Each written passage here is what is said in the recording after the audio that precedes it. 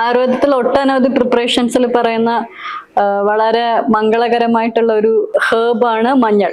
കുർക്കുമ ലോങ്ങ സിംഗിബറേസിയ ഫാമിലിയിൽ പെടുന്ന ഒരു സസ്യമാണിത്. ഇപ്പൊ വിദേശികളടക്കം കുർക്കുമിൻ ടാബ്ലറ്റ്സ് ആയിട്ട് കഴിക്കുന്നുണ്ട്. വളരെയധികം വിഷഹര പ്രോപ്പർട്ടി ഉള്ള ഒരു ചെടിയാണ് മഞ്ഞൾ.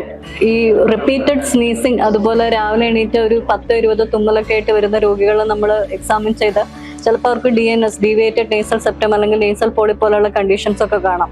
അപ്പൊ അതിൽ നസ്യത്തിന് ശേഷം ധൂപനം ചെയ്യാനായിട്ട് നമ്മൾ പറയും. ധൂപനത്തിനൊരു വർത്തി കൊടുക്കും. അതായത് മഞ്ഞള് അരച്ച് അതൊരു കോട്ടൺ തുണിയിൽ നന്നായി തേച്ച് പിടിപ്പിച്ച് അത് തിരി തെറുത്ത് അത് വേപ്പെണ്ണയിൽ മുക്കിയിട്ട് നമ്മളൊരു പേപ്പർ കോൺ ഉണ്ടാക്കി അതിലൂടെ അത് കൊളത്തിക്കെടുത്തി അതിൻ്റെ ആ ഫ്യൂംസ് ശ്വസിക്കുന്നത് വളരെയധികം പ്രയോജനപ്രദമാണ്.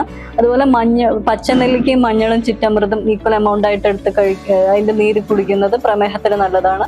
അല്ലാന്നുണ്ടെങ്കിൽ ഉണക്ക നെല്ലിക്കയുടെ പൊടി, മഞ്ഞൾപ്പൊടി, ഒരു 100 ഗ്രാം മഞ്ഞൾപ്പൊടി എടുത്ത് ഒരു 300 ഗ്രാമോ അല്ലെങ്കിൽ 400 ഗ്രാമോ നെല്ലിക്കയുടെ പൊടി എടുത്ത് എയർ ടൈറ്റ് കണ്ടെയ്നറിൽ വെച്ച് അത് ഇടയ്ക്ക് ഒരു 2 ടീസ്പൂൺ എടുത്ത് രാവിലെ വെറും വയറ്റിൽ ബെഡ് കോഫിക്ക് പകരം അതിന്റെ വെള്ളം തിളപ്പിച്ച് കുടിക്കുന്നത് പ്രമേഹത്തിന് വളരെയധികം നല്ലതാണ്.